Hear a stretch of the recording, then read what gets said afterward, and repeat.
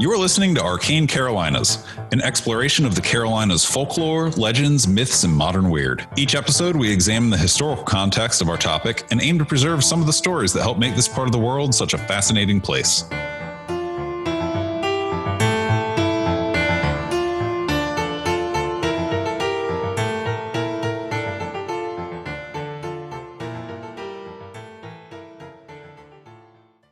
How are you this morning, Michael?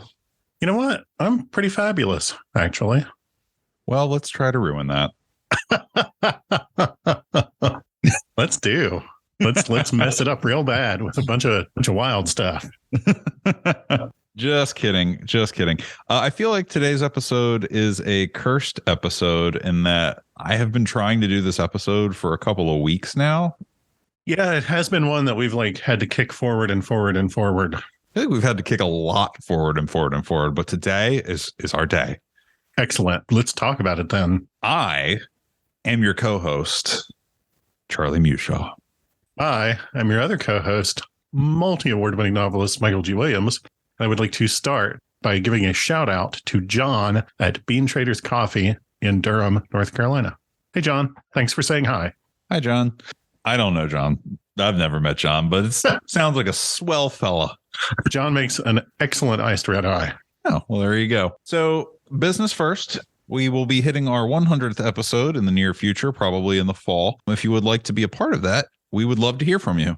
Please call and leave us a voicemail. That number is 919-444-2110. Don't say anything too crazy. We do have kids that listen to the show, and if you go too wild, we're going to be like, no, we'll hear it.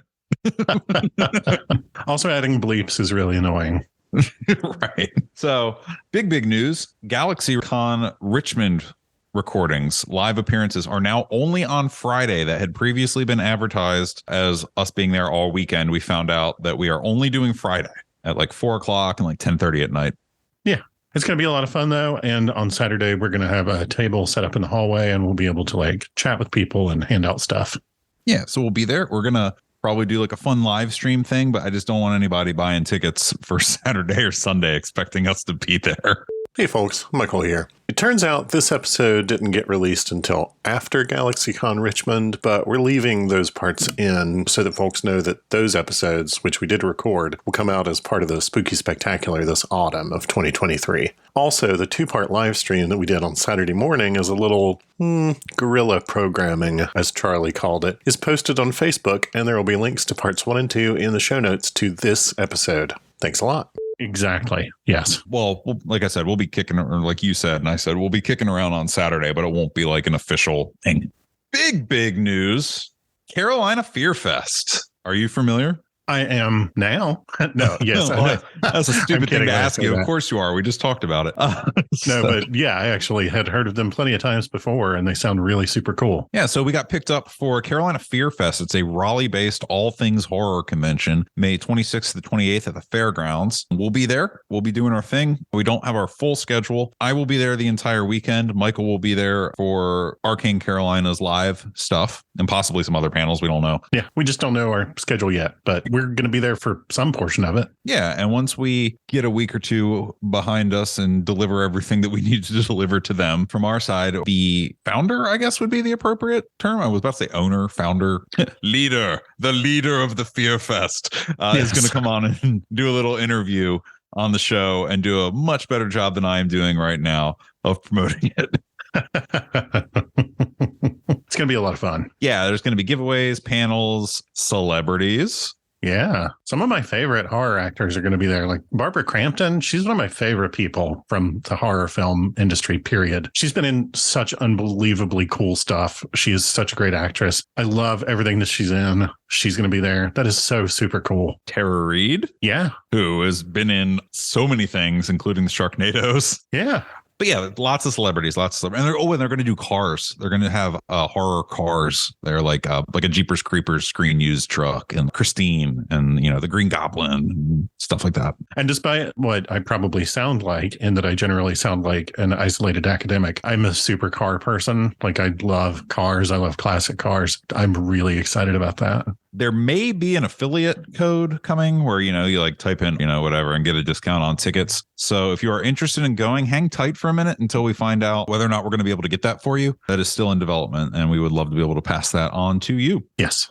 That code is Arcane CFF. That's uppercase A, lowercase RCANE, uppercase C as in Carolina, uppercase F as in fear, uppercase F as in fest. It's good for 10% off weekend passes, and it'll be valid through May 5th of 2023. Hope to see you there. That is the closest we've ever come to doing ads at the beginning of a show. It really is, but we got to get that information out there if people are going to be able to make plans. So it's not advertising, it's information. Would you like to buy some Magic Spoon cereal? No.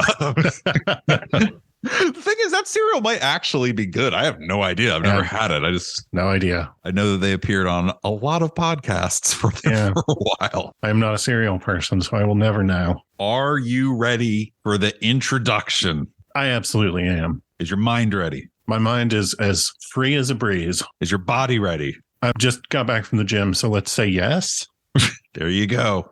He's loose. He's limber. He's mentally sharp. He's ready to talk about the French Broad River. Oh, okay. Yeah, I am. I knew you would. I love doing these Western North Carolina ones and not telling you what it is because you light up every time. I had no idea that was going to be involved. I mean, I grew up driving across the French Broad River to go anywhere. Yeah. So it starts in North Carolina and actually flows westbound into Tennessee. Yeah. Fun story. Was it this show where I talked about how I mispronounced it because I was just exhausted in Asheville? Oh, probably. Yeah, probably. I was walking around downtown Asheville after not sleeping in a hostel that was directly above a bar. It was awful. Just absolutely awful. I mean, I had fun, but it was awful. And I was exhausted. I looked at the sign. I was like, oh, we have to go to Broad Street instead of Broads. That's really funny. Yeah. Within a minute or two, I was like, I am so tired and such a moron. That is Broad, not Broad. Well, these days that street is probably pretty broad out. So pretty broad. It's the French Broad River. Right. You got the current's sick today, bro. You want to go shred some river? I don't know.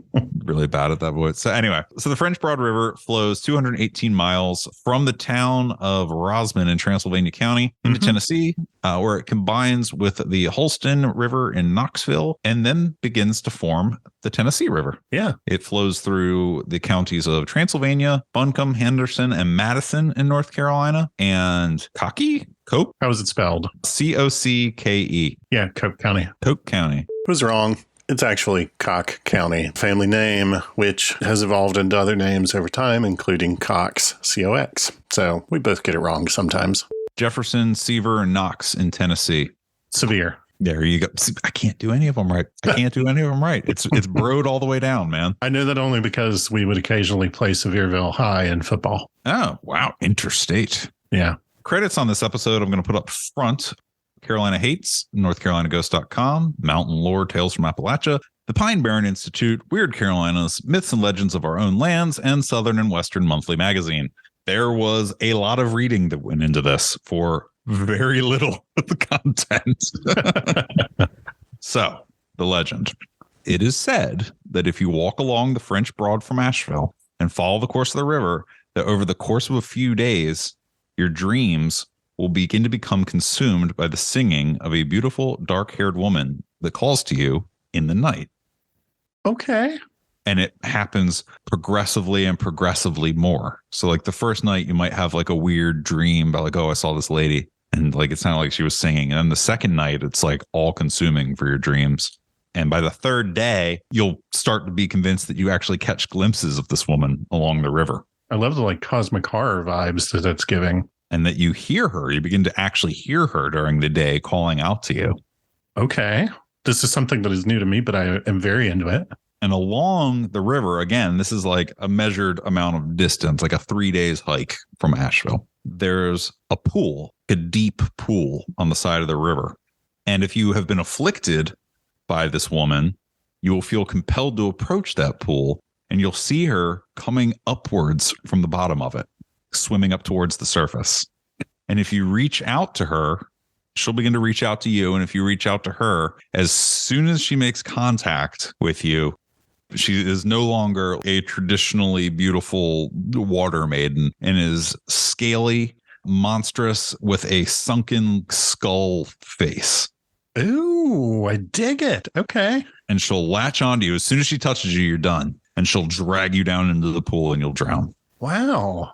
So there are lots of places where there are stories of river spirits, I'll call them. And, in some traditions, those are elementals that are, born of the water. And in some, they're vengeful ghosts. And in some, they're almost like a cryptid kind of thing.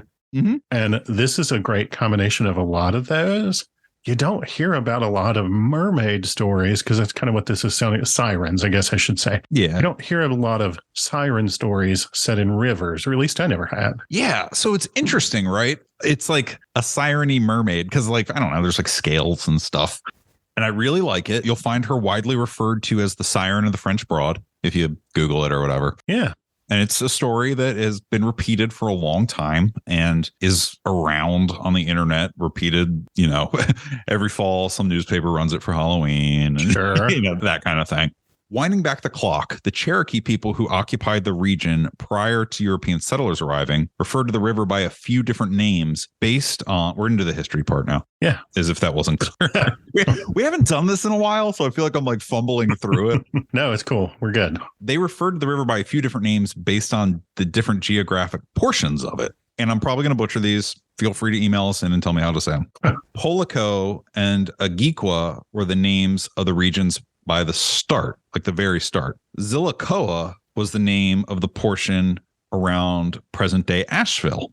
And Taquioste, which roughly translates from what I found online to racing waters, was downriver beyond the Asheville region. It was just sort of the nebulous, as it ran into Tennessee. Right. The river is considered to roughly mark the eastern boundary of Cherokee homelands in the region and included parts of present-day South Carolina, Northeast Georgia, and southeastern Tennessee. So this was a major river for them and measured. If you look at the way the river flows and how it measures, it was a landmark. Yes.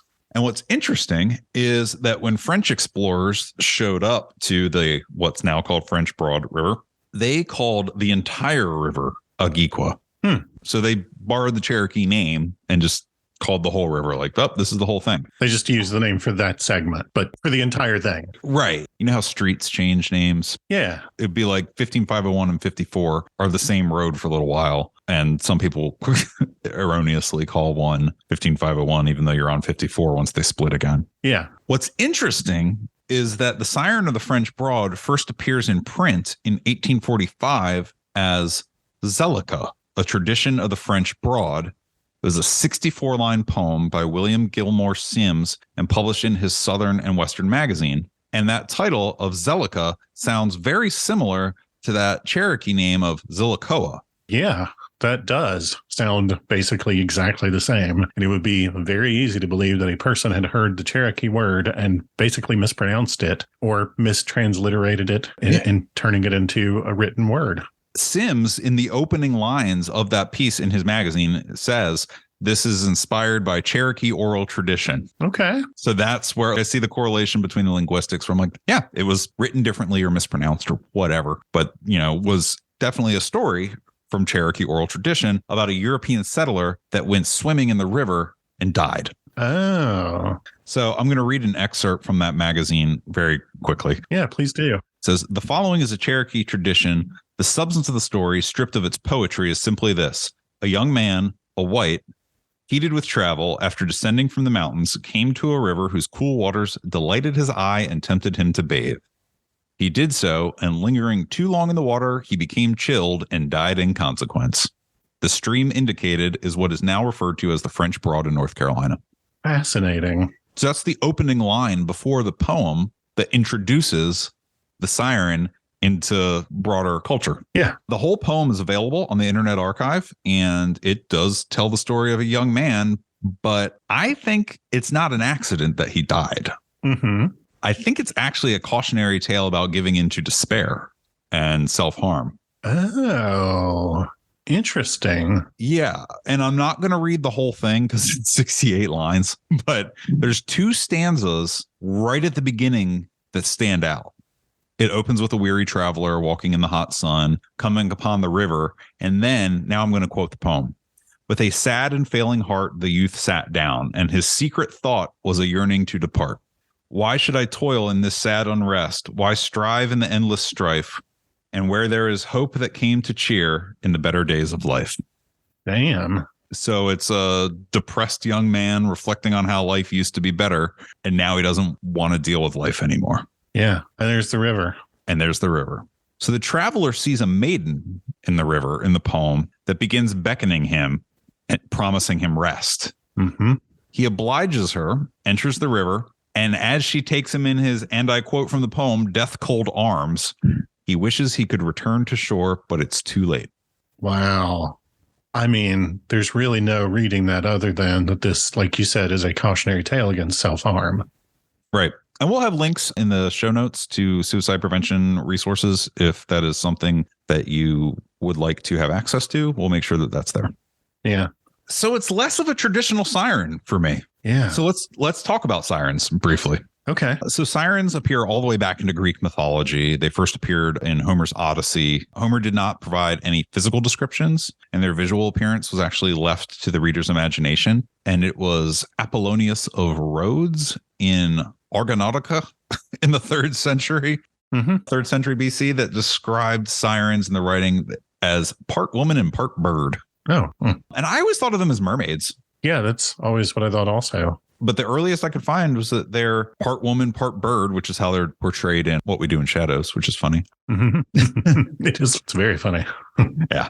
And the earliest that I could find of them being mermaids or tritonesses, which is a mouthful, is in examples dating to the Roman Empire, so after the Greeks, including drawings on an earthen bowl found in Athens and a terracotta lamp. Yeah. Okay. Dated to the Roman era. You're playing my tune. The first literary attestation of a siren as a mermaid, there was this big book, they would do these catalogs of stories and stuff, in early writings. You picture a monk writing this giant tome of like every story he's ever heard, right? There was an Anglo-Latin catalog called Liber Monstrorum in the early 8th century. And it said that the sirens were sea girls with the body of a maiden, but have scaly fish's tails. Interesting. Okay. I mean, and of course, that title translates just as monster book. Big monster book. Yep. Yeah. Which is awesome. I have the monster manual for the 5th edition.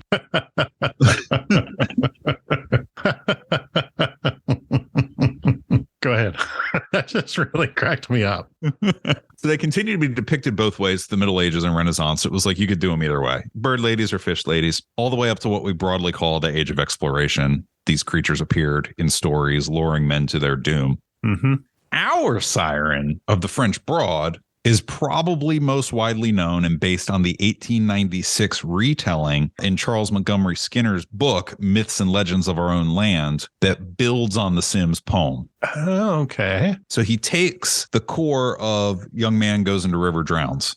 Yeah. Removes sort of the melancholy, adds in the skull face bits and the scales, and a cackling laugh that can be heard throughout the forest as the victim is drawn under. Ooh, I love it, but also I shudder. And I said that he downplays the melancholy. There's some despondence there, but it's not like the primary focus.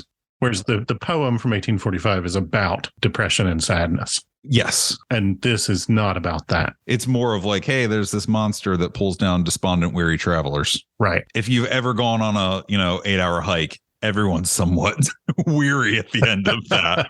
Right. So I read it a little bit different, and it's a great book, Myths and Legends of Our Own Lands. It's got several things about the French Broad in there, and it covers the entire country. It's a great book. You can get it for like $5 on Amazon. There's one of those like print on demand versions because it's so old. There's no copyright on it. Yeah, it's way outside copyright. So for me, it's a great legend. If you know the backstory, it definitely lands as more of an allegory about giving up and the pains of regret once it's too late. Mm-hmm. But what's cool for me is that as far as legends go, you could even build on it to what you said earlier and include like ghost stories. Like, what if the victims haunt the river? Totally. If I were going to write this in a book, and I might now, I don't know. There's an episode that we just recorded that people won't hear for months, but I might record a little what if for that episode when that comes out. I've been doing a lot of what if thinking lately because I just finished a book, so I have brain space back. But if I were including the Siren of the French Broad in a book, then absolutely everyone that becomes her victim also becomes her minion. And thus she has this stable of figures that she can call upon to lure the next victim, depending on what might be most attractive to them. And it'd be fun to have it where different characters try on different evenings, right? So you've got that, let's say there's a 3-day window of distance around this hot spot, right?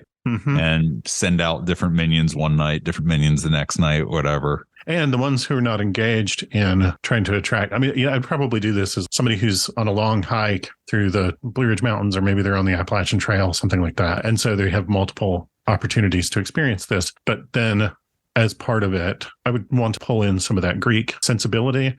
And so the ones who are not currently engaged in actively attempting to lure someone into the river become a sort of chorus. And so maybe they sound like the moaning wind, but maybe they also sound like they are singing a song to lure someone towards the river in the first place. I don't know. There's so many possibilities. There's so much good stuff you can do there. Maybe they sound like street vendors outside of a sporting event selling bootleg hats. Ah, come on down. We got the best river right here. We got the coldest water.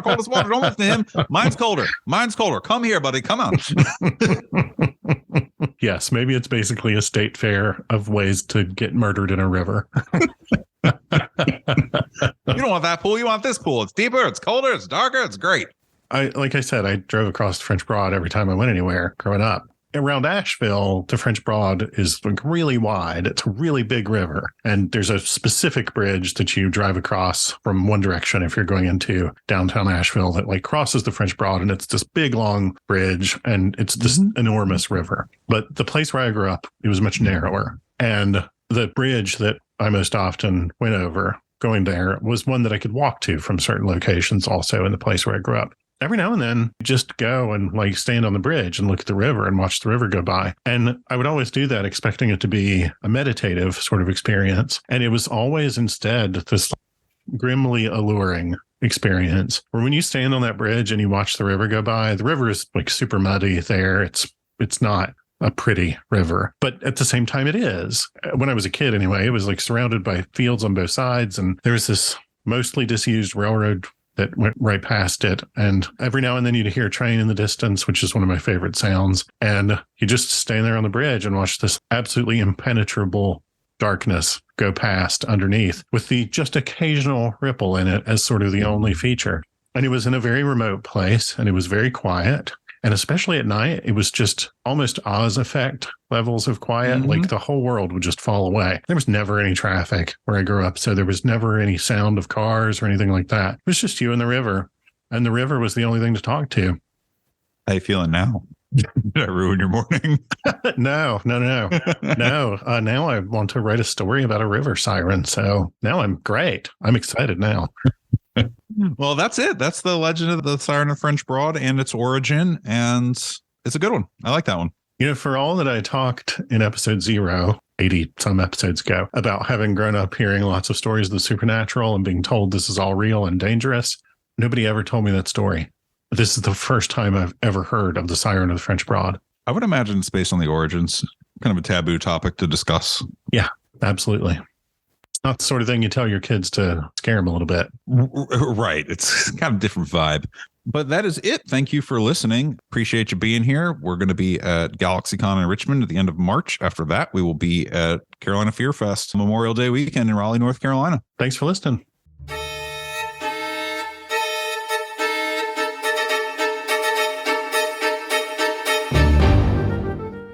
You've been listening to Arcane Carolinas. Thanks for joining us. If you liked it, give us a rating, leave a comment. If you didn't like it, send us an email and tell us why. If you're not wrong, we'll try to fix it. And if you're interested in award-winning speculative fiction, including science fiction, urban fantasy, and horror, find me, Michael G. Williams, at michaelgwilliamsbooks.com and check out Falstaff Books at falstaffbooks.com. If you'd like to pick up some Arcane Carolinas merch, look at behind-the-scenes info, pictures, videos, stuff like that, all the things that get get cut, check out arcanecarolinas.com, where you can get access to our Patreon, our Facebook, our Twitter, our Instagram, all that in one place, including the merch store. Buy a shirt. Clothe your body. Drape your body in our wares.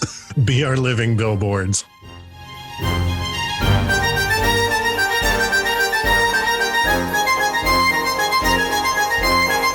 Bounty. Blah, blah, blah. The river is considered to roughly mark the eastern